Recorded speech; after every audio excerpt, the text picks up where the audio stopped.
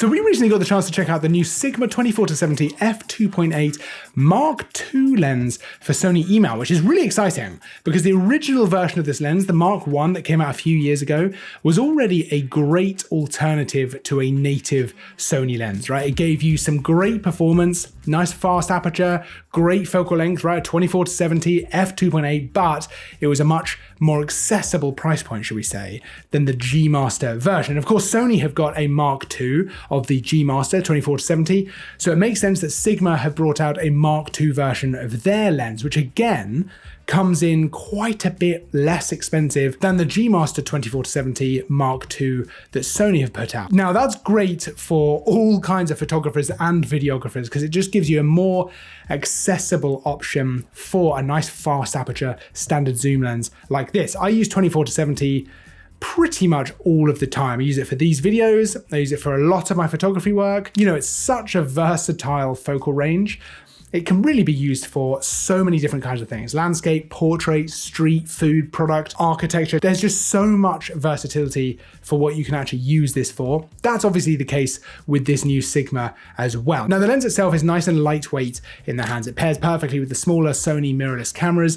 I think that's a great setup to be using it with. I was using it primarily with my Sony a7 III. We also tested it a little bit on a Sony a7 IV, but it pairs perfectly with those cameras. The actual image quality here is lovely as well. Now, I'm not massively surprised. I loved the image quality of the Mark I, and the Mark II seems to be able to give you beautiful images, lovely and sharp. You've got some beautiful out of focus areas as well, especially shooting at f2.8. You zoom to 70mm.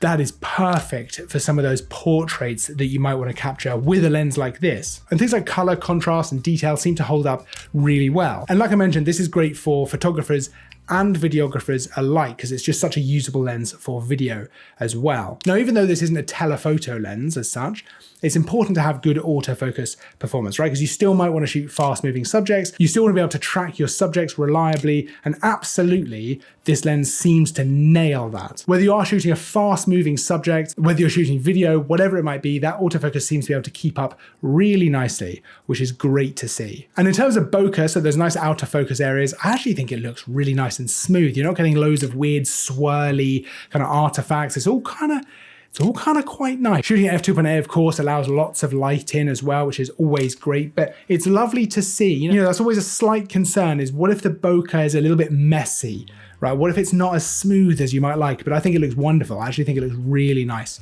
with this lens. Now, the actual design of this lens, it feels nice and small and importantly, lightweight in the hand. I like the way that it actually feels in the hands. The zoom ring is maybe a little bit kind of thinner than I might otherwise have liked. I do like quite a nice sort of wide zoom ring to really be able to just grab that while you're shooting. But to be honest, that is a very minor gripe that I have with the lens. Otherwise, the zoom ring actually is very smooth, which means that actually, and I don't tend to do this while shooting video, but if you did want to zoom with the lens while shooting video, it's probably a bit more doable with this lens than I find with most lenses. Otherwise, you've got controls on the lens, which you'd probably expect, right? So custom function buttons, AF, MF switch. You've got a lock to lock the zoom in at 24mm. And otherwise, it's pretty sleek in the way that it's designed. It's an external zoom, which I don't mind at all. And it means that when it's not zoomed, it's gonna fit really well in your camera bag, which is always nice, right? It leaves you a little bit more space for other things or just fits nicely in there. And realistically, this feels like a great alternative for photographers and videographers to the Sony G Master 24-70, right?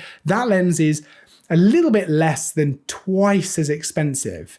And those G Master lenses are absolutely stunning. They're beautiful lenses, but it's great to have an option like this, a really lovely lens, 24-70 f2.8, getting some fantastic performance out of it. Absolutely a pro level lens, right? It's still not a cheap lens at all, but it's a lot cheaper than the native G Master lens that you might otherwise be looking at. And I think that's great. I think options are important, and it's great to know you've got this more accessible option here, and actually it's still gonna deliver some really, I mean, genuinely beautiful performance. You can check out the lens for yourself, including the pricing, all the fun stuff, all the spec, everything you wanna know by checking out the link down in the description. Don't forget to like and subscribe as well, because there's new stuff all the time. I'll see you in the next video, but until then, as always, thanks for watching.